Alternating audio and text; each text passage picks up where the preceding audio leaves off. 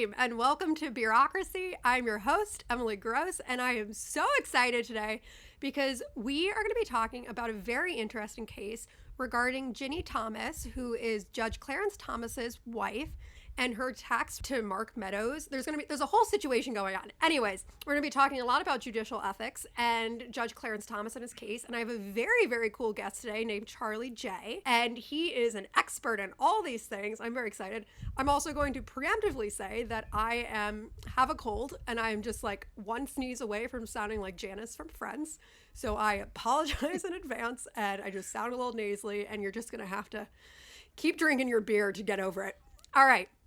Charlie, why don't you say hello to the team? Greetings. It's terrific to be here. I haven't really done a podcast before, so I'm kind of juiced about it myself. I am on the law faculty at Indiana University at the Maurer School of Law. That's the Big Ten school. And I write a lot about judicial ethics, and I have a treatise on the subject, and I've done a handbook for federal judges about disqualification. In my former life, prior to teaching, I worked for a federal judge for a year and then litigated in the federal courts for about 5 years, and then became counsel to the House Judiciary Committee, where I worked court reform legislation, and my boss had the poor form to actually lose his election before I started teaching, and so I took half a year and was a lobbyist for the federal judges before going into teaching eons ago. And so I've been at this teaching business for about 25 years, but in a nutshell, that's my background. Awesome. Yeah. So he is an expert. He also did not mention, but he's an Andrew Carnegie Fellow because I did my research and I Googled him. So very, very cool. An expert truly in all of this. And so, Charlie, today we're going to be talking about what's been going on with Virginia Ginni Thomas and Judge Clarence Thomas. So obviously Judge Clarence Thomas is a Supreme Court justice, and Ginni Thomas is his wife. So basically what's been going on is that the House has established a judiciary committee that is investigating the January 6th election. And in doing so, they're subpoenaing a lot of people that may have ties to this to try to see what kind of illegal activities happen, how the fuck people stormed the Capitol, like all those good questions. And so what they found, so Mark Meadows, who used to be Trump's chief of staff, one of his many rotating chief of staffs, however, he was the final one before he lost the election, submitted about like 2,300 text messages over to the committee investigating. And in these text messages were about 30 text messages between him and Ginni Thomas, who is Judge Clarence Thomas's wife. So this comes down to what these text messages said, the fact that she is literally sleeping with a SCOTUS judge, how big of a deal that is. Like if it's like a one night stand, I don't think people would care. But they've been laying in bed for a hot second, so that's why I think we have to care about it. Anyways, basically, these texts kind of played a lot into the conspiracy of that Trump actually won the election and that there was a lot of voter fraud. And so some of these texts, there's text from November 2020 until just like kind of one text after the insurrection. She's calling on Mark Meadows. And this is also a big deal because it's showing how close she was to the Trump administration. And these texts are kind of saying something along the lines of, we need to overturn the election. This is all fraud. You need to try harder. And there's also talks about how she used to come into Trump, had direct access to Trump, and would bring him hiring lists about people she thought he should hire, people she thought she should fire. And just basically about how she had so many ties and so much control in Trump and the Trump administration, which is shocking to people because she's tied by marriage, by law. Not all marriages are that healthy. Don't get me wrong. However, the fact that they're still actively married, I think makes it a big thing, and to someone who's supposed to be an impartial person, and especially as January 6th cases go up to the Supreme Court, which they most likely will, can Judge Clarence Thomas remain impartial? And that's where Charlie is going to come in and give us the lowdown on all these types of questions, all these questions about judicial ethics, and really kind of investigate what the fuck, like what should Judge Clarence Thomas do? And all right, Charlie, give us your initial thoughts. Okay, sure. I think that for me, the challenge is that there are really two things going on here. One is that we are in the 21st century in which we have power couples aplenty, in which we have professional couples where they have their own professional lives, and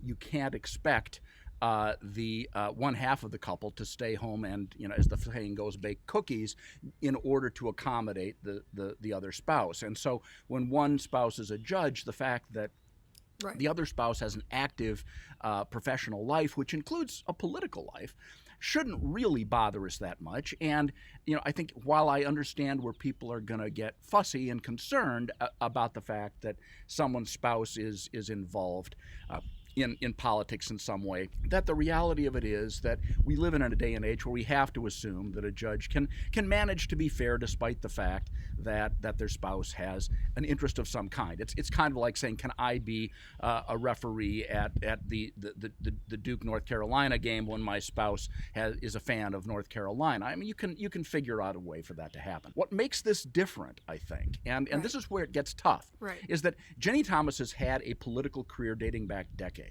And I've been asked by the press periodically about her involvements in various things, like what about the fact that she was working for the Heritage Foundation that was trying to dismantle the Affordable Care Act at the time the Obamacare decision was coming out? Should Clarence Thomas have recused from that? And I thought, probably not, because, I mean, yeah, she has an axe to grind. Yes, she's involved, but that really doesn't bother me. What is different here is that Ginni Thomas is not just aligned. She is not just, following the, I think the election was stolen line, which is her right. That's her right. I think it's a position that's out there. It's a little bit extreme, but she has every right to advocate for that position if she wants to. What makes this difference is that she is part of the story. She is part of the story. She is, engaged in January 6th protests. She is there, writing 29 times to Mark Meadows, basically urging him to basically overturn a lawful election.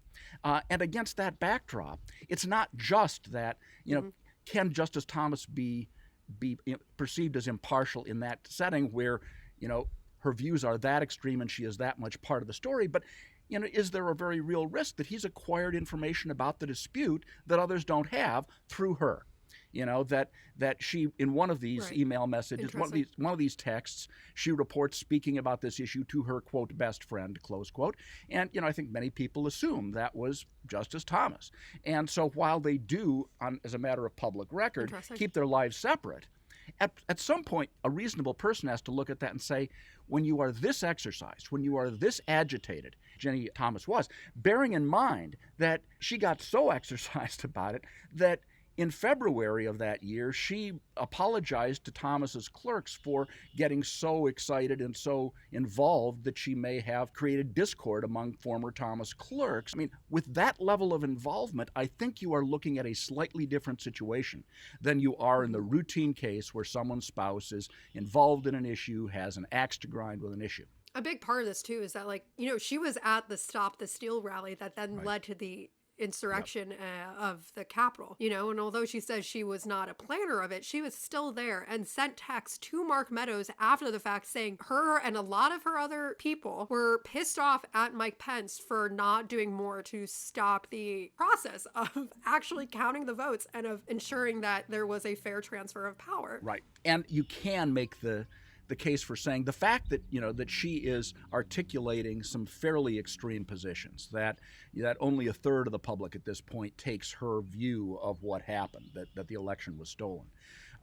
Which is also horrifying that a third of the public takes that view. Well, it is. It's a counterfactual. It is a counterfactual point of view. Do you have a right to take counterfactual points of view? You do, and the mere fact that she was in that group by itself doesn't mean that her husband has to disqualify, I don't think. But when she is actively taking part in the events that the January 6th, special committee is investigating, that she pops up in the record of the January 6th investigating committee, to me, that is what takes us a click beyond. And I mean, the other thing I will add is that this ends up, this can very easily look like, we're trying to tattoo soap bubbles here, that there's nothing there, and that we're just trying to sort of say, well, can you be impartial in this sort of gaseous sort of way? The law is really, an important part of this analysis. And 28 U.S.C. Section 455, that sort of impress you with my erudition as a law professor here, my pointy-headed academic stuff. Yeah. I know. I thank you for the ooh. I mean, it basically the operative law has a bunch of provisions. You got to disqualify yourself if your spouse is a party, or if you were a lawyer in the proceeding, or if you have a financial conflict. But there are two pieces that are especially relevant here. One is you have to disqualify yourself if your impartiality might reasonably be questioned. And you have to disqualify yourself if you have personal access to disputed facts. And to me, that is the operative question. And so what pisses me off a little bit is when people like George Will who was not a lawyer and who is a public intellectual at a level where I worry sometimes that he just sort of figures he can say things and it will be believed, where he sees this as a kerfuffle about appearances, meaning he's trivializing the importance of this issue, when the operative law basically was designed to deal with appearances. It says you got to disqualify when your impartiality might reasonably be questioned. That is when it looks bad. When it looks bad to a reasonable person. Why does the law do that? Because for years they didn't have that there. For years, you could only disqualify yourself if you had like a financial conflict or if your mother was a party.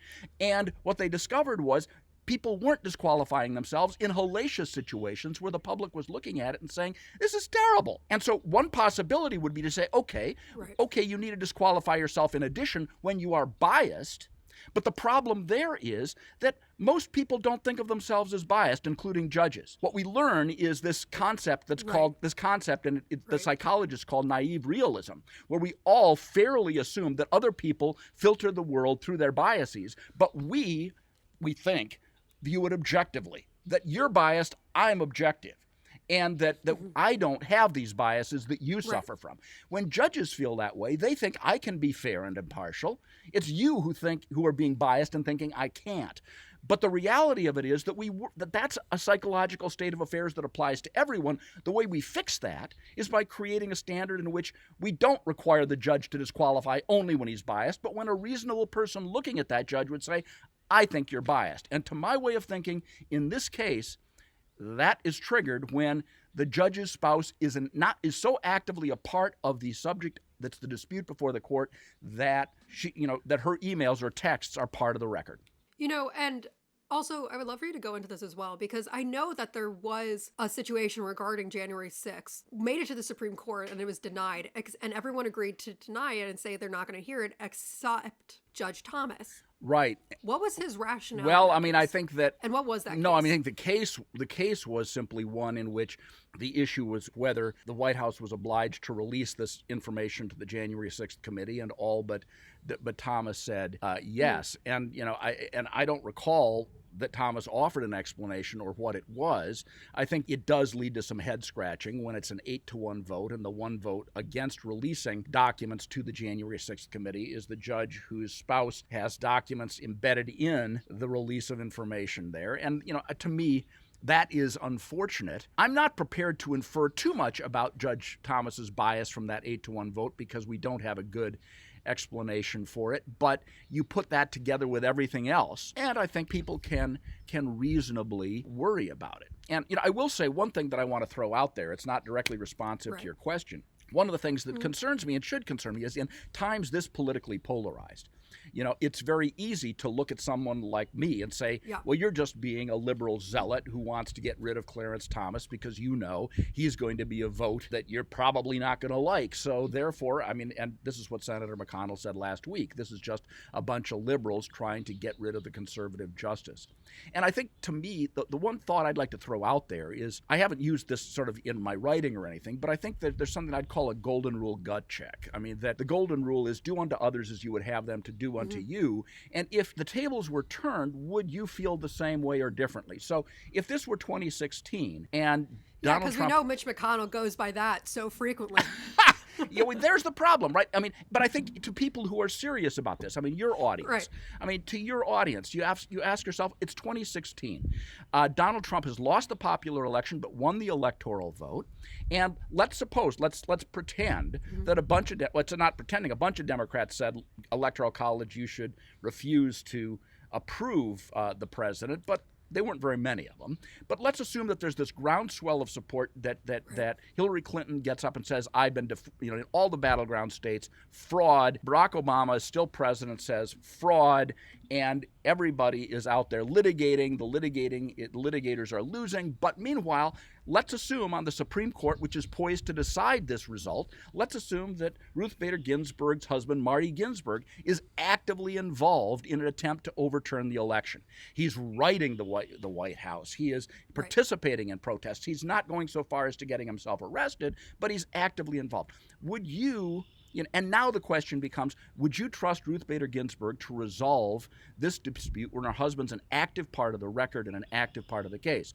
If your answer is, well, no to I'm cool with Clarence Thomas sitting, but I'm not cool with Ruth Bader Ginsburg sitting, I think there's a problem there, that you're not surviving the golden rule gut check. On the other hand, if you don't have any more problem with one or the other, then let's have a conversation. I think you're wrong, but that's when you can have a conversation on the merits. Right. Where good people can say, I disagree with you, but it's not about party. It's not about partisanship. It's about the situation and whether the situation calls for disqualification. But I got to tell you, I bet that McConnell and his ilk, and most people like that, are one-sided about it, that when it's their guy who gets to preside, they're all for it, and when it's their opponent who gets to preside, they're all against it, and we got to get past that as best we can. Yeah. What gave that away, with the whole Merrick Garland situation, or what? Yeah, I guess. No cynicism here, Emily. Yeah, no. Huh. If it looks fishy and it smells fishy, maybe it's a fish. Chances are it's going to end in bullshit. Yeah, perchance. And I think that comes down to the thing where it's unless they have a terrible marriage and it's all for show, which is so possible, and it could be like a Kellyanne Conway and her husband type of situation, just the chances are that they have talked about it, unless they have. And also, Ginni Thomas seems like she absolutely runs the household. She seems terrifying. However, it just is so unlikely that they've never discussed this, that this has not been going on for years and years and years, and that he has not heard some things that would make him entirely impartial in these cases. And this also ties into the question, which I'm about to ask you. We know that this entire country is so freaking polarized. It is like oil and water. However, and the Supreme Court, the concept of being an impartial body is absolute bullshit. But in these types of cases, is there any way that there's still any type of impartiality? Impartiality? Is that a word? Yeah. I don't know if that's a word, but that's it how I'm isn't, feeling but at it the should moment. be. I'm all for it. Partiality. Yeah, There it is. there you Nailed go. it. No, I mean, there's a lot to unpack in what you just said, and I think I position myself more as a centrist here. I mean, in full disclosure, I taught a law school class with Joe Biden. I've known him for 30 years. We're not good friends, but I do know him, and I am a registered Democrat. But I position myself as a centrist. I don't feel the need to second guess Thomas, either Ginni or Clarence, when they say they don't, actively discuss these things. They have their separate spheres, and they don't. I mean, I think that part of me is on board with you that if she is there publicly apologizing to his clerks for her involvement in January 6th and her involvement in the election, how is it possible that he didn't know she was saying that and therefore know that she was involved? I think that's a little odd. So he knows at some level she's involved, but maybe he doesn't know the specifics. But here's the important thing, and again, we're reverting back to law. In a case from the 1980s, the Supreme Court dealt with a case involving a judge who was presiding over a matter at the same time as he was sitting on the board of trustees at a university, which is okay. But at those board meetings, the subject came up of buying or selling, I think it was a hospital, that was the subject of what he was doing as a judge. And he didn't disqualify himself. And what he said later was, I was zoning out at the meetings. I wasn't paying attention to the fact that this was on the docket. I was just sort of, and what the Supreme Court said is, we can't, the reasonable person, maybe that's true. Maybe it's true that you were just basically a terrible waste of perfectly good skin just sitting there. But a reasonable person, fully informed of the circumstances, would doubt that. A reasonable person would say, you're at these meetings, you heard what was going on.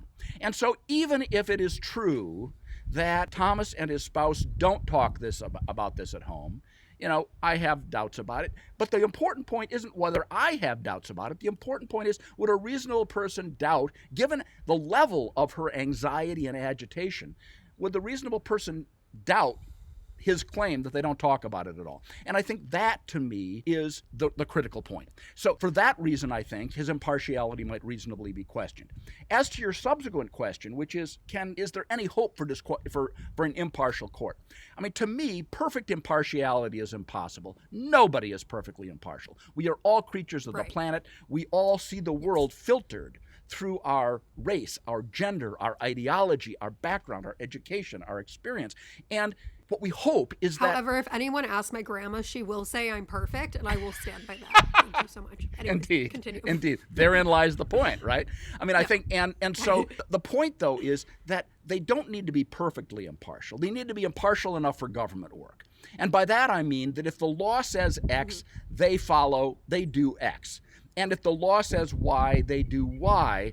And I think it's often overlooked that the Supreme Court doesn't handle that many cases. They issue opinions on 80 to 90 cases a year. Over half of them are unanimous decisions.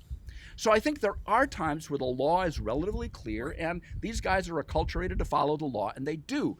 The problem is they pick a lot of cases that are up for grabs, where the law is unclear, where the lower courts are divided, and they have to resolve things with the tools available to them. The law isn't clear.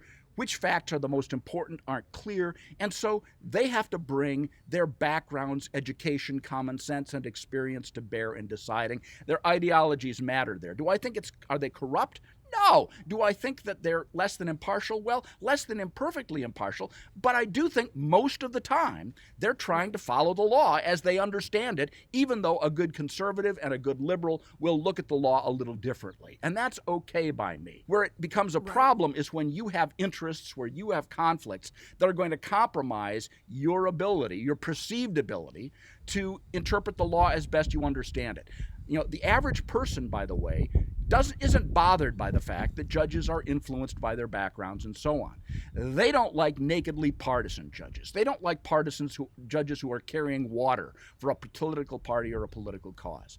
And so that's where I think we worry about the Clarence Thomases of the world if we're in a situation where we have a reason to believe that, you know, because of his wife's involvement, he is dug in a way that it's not just that all else being equal, he will see the world through a lens that's more conservative than liberal. That's cool. What's not cool is that he could be influenced by these near influences in ways that are just trouble, that are just go beyond that. So let's say he does recuse himself. What does that look like? And then can we also go through how a judge is impeached? There are two ways it can happen. The statute says, I've given two reasons for why I think he probably needs to recuse himself. Before anyone asks, the statute tells the judge, if one of these reasons is triggered, if you've got a financial conflict, you got to step down, period. What that means is, at the U.S. Supreme Court level, is that you simply do a notation to the file that you're not participating in the case. The clerk reports that you didn't participate, doesn't explain why. And that's the way it works. On the other hand, and this anticipates the follow-up question that you had, if the judge doesn't disqualify, I guess the second possibility is a party will affirmatively move the judge to disqualify. They will request the judge to disqualify, even if he hasn't on his own. And then the judge has to make the call. And again, the judge doesn't have to issue an opinion explaining, which is weird to me. The judge can simply refuse or accept. Sometimes the judge issues an opinion, but the judge then declines to disqualify. I would love to not have to explain my decisions. That'd be great. So the fact that I, as an average private citizen, have to most people, the fact that a SCOTUS judge does not is absurd. Anyways. Yes. I think that really, one of the kind of centerpieces of the law and our confidence in the rule of law is that judges offered reasoned opinions for their decisions. And I think what we have is that, and to some extent, decisions regarding disqualification are the bastard children of American law, that they don't get litigated the same way. You don't have both parties providing fully briefed, you don't typically have hearings on it, and you don't have judges issuing rulings with an opinion. And what's even weirder is the judge whose impartiality is questioned is the final word on his own impartiality. The judge is grading his own homework, which is very, very weird. It's stupid. At the Supreme Court level, there is no mechanism for the court as a whole to review a judge who has refused to disqualify himself. And I think as long as everybody is cautious, as long as everybody is serious, as long as everybody is not openly polarized, you can hope that judges will err on the side of disqualification and won't embarrass their own court. Because there really is some empirical support for the proposition that judges take the respect of their colleagues seriously. They don't want to humiliate their colleagues, and so they soften their positions a little bit in light of wanting to maintain collegiality and their respect. But the more polarized you get on a court, the harder that becomes to maintain. And so what do we have? We've got the only relief we have at the Supreme Court level is impeachment, which is that a judge can be removed by impeachment in the House and conviction in the Senate for high crimes and misdemeanors. The process is the same for judges as it is for presidents. So folks who endured 2 impeachments with Donald Trump are familiar with that. But when it comes to judges, we actually, unlike presidents, we have removed a bunch of judges via impeachment, never a Supreme Court justice. And while the last one did get removed for non-disqualification, it's a cold day in hell when that happens. And the one who did get removed for non-disqualification got removed for reasons far more egregious than those affecting Clarence Thomas. I mean, it was a dude who was presiding over a case. He was a federal judge in Orleans, and his buddy, a lawyer who he'd known for decades, was litigating the case. And while the case was under advisement, he rode his buddy out to the middle of a lake and hit him up for $5,000 for a gift for his son, because he was basically cash poor because he had a gambling addiction. And so the lawyer, feeling like he had no alternative, ponied up the $3,000 or $5,000. And then later on, the opposing counsel moved to disqualify the judge, not knowing about this gift, but thinking, you guys go way back. I think you guys are too close. I think you should disqualify yourself from the case. And the judge said, I got no reason to disqualify myself from this case. And it was later discovered that he was basically twisting this guy's arm off to give him money and didn't disqualify. That was the grounds for impeaching him. It took something that extreme. So Clarence Thomas, he should disqualify. He should disqualify, but I don't think it's that extreme. And so what that tells you is impeachment ain't going to happen. It ain't going to happen. There is no disciplinary process involving Supreme Court justices, the way there is lower federal court justices. So all you got is, their good faith. And, I think that we are to a point where, at a minimum, we ought to think about creating a mechanism where the court can rule on its own members. If one guy goes crazy and refuses to disqualify when he's got to, the court ought to empower itself to basically be able to override that guy. Yeah, I mean, I think a lot of people are now looking into the courts and saying, like, hey, society is not what it used to be, and it's kind of fucked up, and people are kind of terrible, and politics is real dirty. How do we keep the courts? Because the concept of lifetime appointment is kind of insane, and there is no real giving it back to the people to really feel like they have control over what goes on in the Supreme Court. What are your thoughts on that? Like, where do you think the Supreme Court should make reforms? How do we make the Supreme Court more of a fair institution? Honestly, my view is that with the Supreme Court being as political as it is, that you might want to think about having a 15-year term for federal judges and off. But you start subjecting them to reselection, and the next thing you know, they're pandering to voters, they're pandering to whoever reselects them. And so you don't want that either. You want judges who are immunized from that. And so part of the reason that we have this system that we have is because the founding generation saw judges who were subject to removal by the king, and then they saw judges who were dicked with by state legislatures before the Constitutional Convention, and so they wanted to immunize them from all of that. And, for the most part, it's worked in the sense that public confidence in the courts has been stable far longer than public confidence in the other branches of government, where we hold them accountable and electable and so on. So that as of 2019, public support for the Supreme Court was at 68%. Compare that to Congress and the White House. That's crazy. But then, as of last year, the Gallup... That's insane! I know. As of last year, Gallup dropped it through the floor to 40%. And so where you're at is and what's happening is that I think that the court is becoming increasingly political seeming, that liberals are angry at the court when with the new Trump appointees and the games they're playing with Merrick Garland and with Ruth Bader Ginsburg and so on, all of these recent games, whereas the Republicans are nervous about Biden being president and who he's going to be appointing. And so with every new decision, public opinion shifts back and forth. Note that that's its own problem, that what you want is what's called diffuse support for the courts. People who say, I trust in an apolitical court and I can live with its decisions, whether I agree with them or not. But what you're seeing is vast mood swings within the public where, what have you done for me lately? And I'm going to be pissed off at you if you give me a pro-liberal decision and I'm conservative, and vice versa. And that really, I think, is more long-term threatening to the court's legitimacy. And I think we're to a point where the court has long had this kind of little story, which is that we just follow the law. This past fall, several conservative members of the court went on what I've called an "I'm not a political hack" tour, where they did public speaking, where they basically say, I just follow the law. And honestly, I believe them in the sense that I don't bullshit. I don't think they're hacks, in the sense that I think that when they reach a decision that is conservative, I don't think it's because I'm a good Republican and I'm going to reach a Republican result. It's because there are two plausible interpretations of law, and as a conservative, I see the law in a particular way, and it influences my thinking.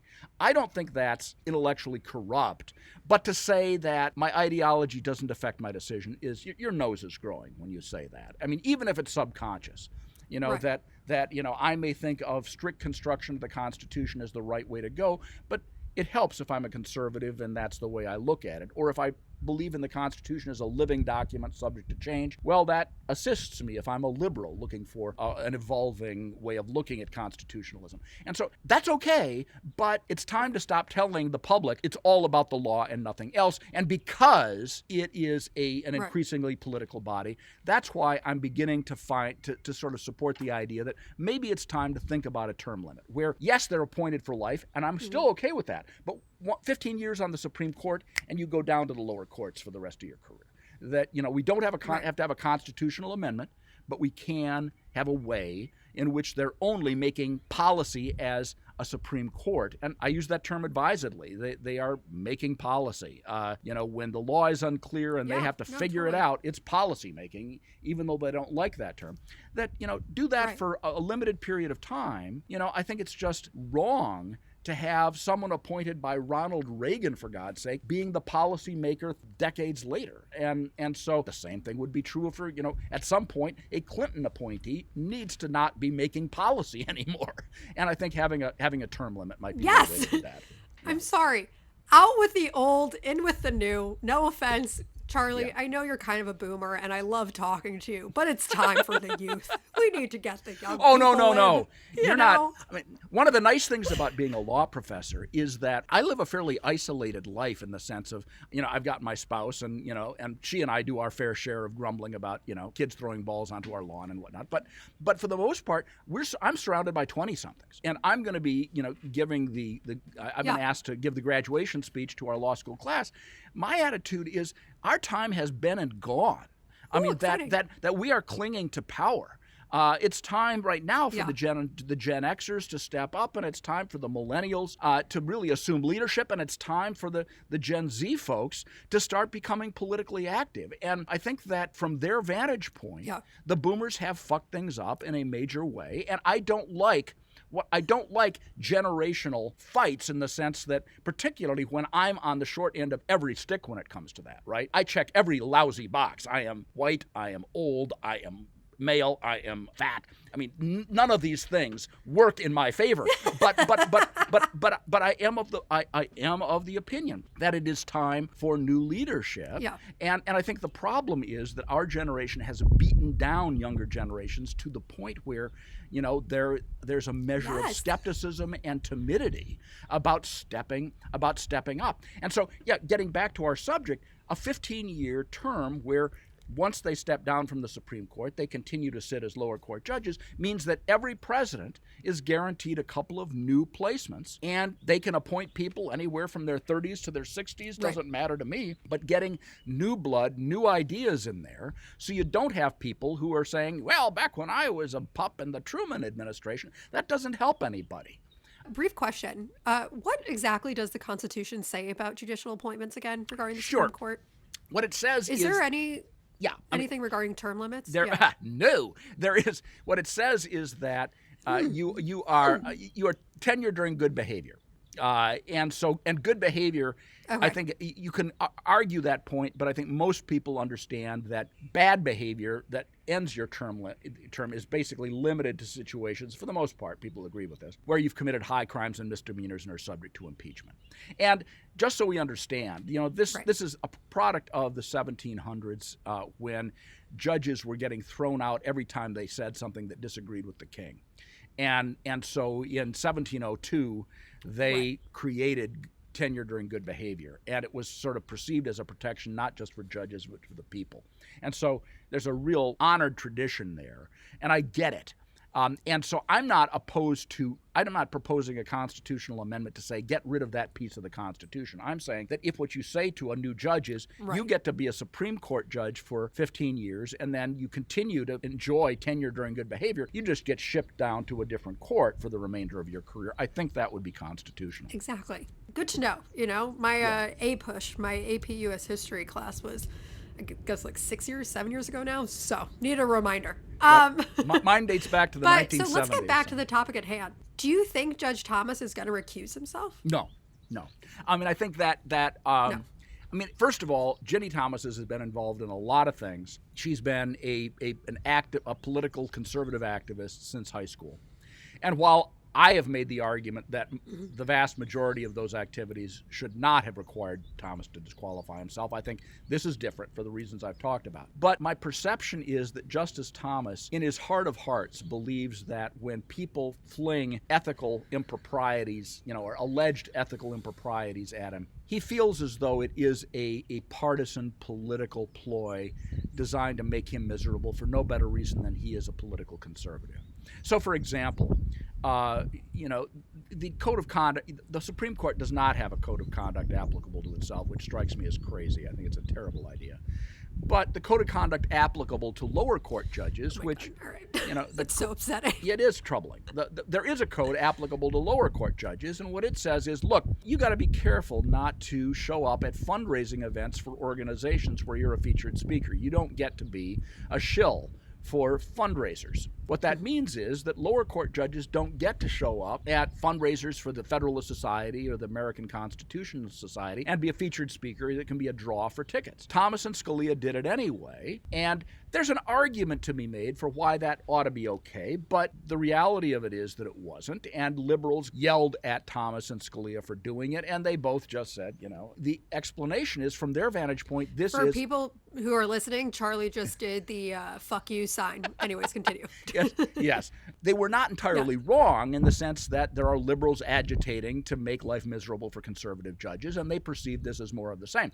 But the point is that against the backdrop of a history in which liberals have tried to make Justice Thomas's life difficult, he sees this as more of the same. And so, particularly when you have people like Mitch McConnell getting up and saying this is just another liberal tactic to disqualify a conservative judge, that gives him the cover he needs to just stay put. And I will say, by the way, among lawyers and legal ethics guys, we're almost united as far as I can tell. That includes Richard Painter, who is at the University of Minnesota and worked for the Bush administration. That includes an American Enterprise Institute scholar who is likewise on board with this. I mean, this is more than partisan. This one, and to me, I'm really bending over backwards not to be partisan about this.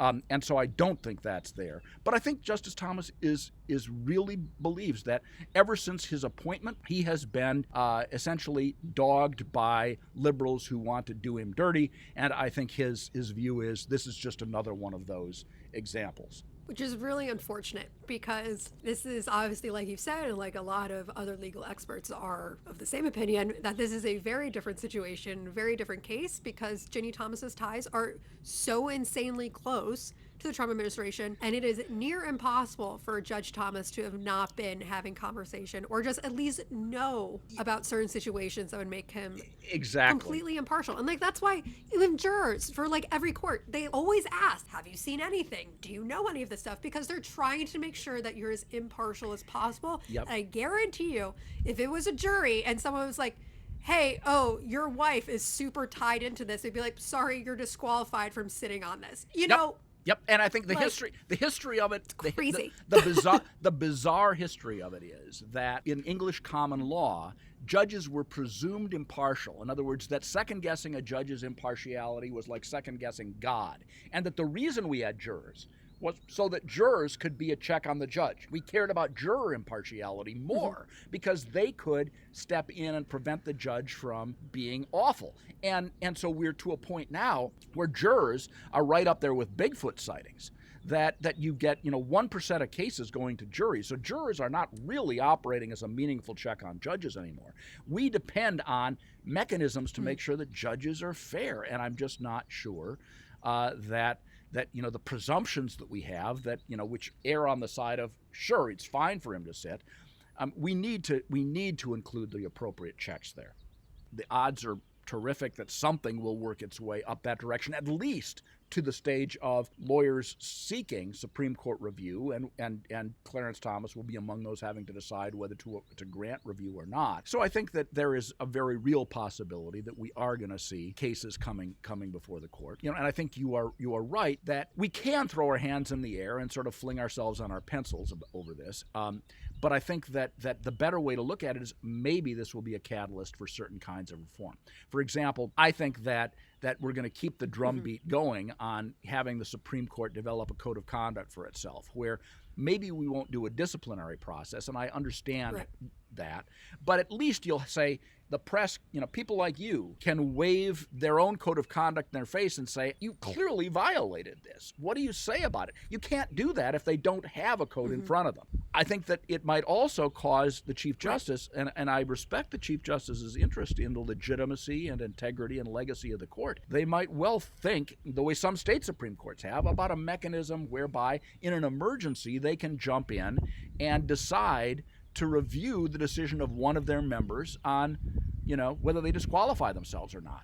I mean, even if they don't use it 90% of the time or 99% of the time, it allows for that possibility that, the public will at least feel okay knowing that this isn't just up to the one guy, that there is a way we can have others go along with it. Right. And if the others are willing to go along with it, well, maybe I shouldn't be as worried about it if we have this mechanism. And, there are state Supreme Courts that do, and I think that is something worth thinking about. Moral of the story is nothing's really going to happen regarding this. Ginni Thomas is probably going to still be on her fuck shit. And Clarence Thomas is probably not going to recuse himself because he sees himself as impartial, whether or not that may be the case. And we'll just see where the tides take us. Charlie, any other thoughts? No. I mean, and I think the only thing, I think that you can look at the glass half full, half empty, or the glass full of shit. And I think I want to make sure that I'm taking a glass half full approach. I don't think anything you've said is incorrect. I think nothing is going to happen might be a little bit too pessimistic. I think that we could, if the Supreme Court resolves to create a code of conduct for itself, I feel as though that is a small win. If the Supreme Court thought hard and long about a way in which they could create a mechanism to review the decisions of one of its members when they decline to disqualify, I would think of that as a win. And I also think that if, as a consequence of all of this hullabaloo, the court starts thinking longer and harder about Section 455A and its terms, which are you got to disqualify yourself when your impartiality might reasonably be questioned, even if we can't move Justice Thomas, can we get the conversation started through, events like this, where the court realizes that its legitimacy, which is in a state of decline, can sometimes be helped by the occasional judge stepping down. I think we've been bitching and moaning about Thomas. The flip side is think about, God willing, Justice Jackson, who's coming into play very soon, who stepped down from the Harvard affirmative action case, or as announced she would. It's not clear to me from the operative law that she would have to. She was at Harvard. It's not clear how actively she was involved with the affirmative action policy there. If she had nothing to do with it, I don't think she would be required to disqualify. But I'm glad she did. I'm glad she said that she did, because for the sake of the order and public perception, boy, is that a good idea. And so, I think that we have that story, which I think we can celebrate a little bit as maybe something to build on. And so I'm not prepared to go saying, well, this was a pointless thing. Nothing's going to happen here. Maybe something will. Yeah. I don't think, even if it's not Justice Thomas disqualifying himself. So hopefully there will be a silver lining in conversations regarding the Supreme Court of doing a code of conduct or looking at term limits or something along the lines to kind of keep it as a ruling body that people actually trust and hope doesn't just completely play into partisan politics. Right. But in regarding the Ginni Thomas and Judge Clarence Thomas case, unfortunately, it looks like Judge Clarence Thomas will not recuse himself and will still be a potential ruling factor in any January 6th questions that make its way to the Supreme Court. That being said, Charlie, I have no other questions. Are there any other comments you would like to say? No, you've asked the right questions. I've run out of things to say. I'm good. Perfect. Love to hear that. Anyways, this has been a great podcast. Thank you so much for coming on it. I am your host, Emily Gross, and we'll be back next week with another episode of Bureaucracy.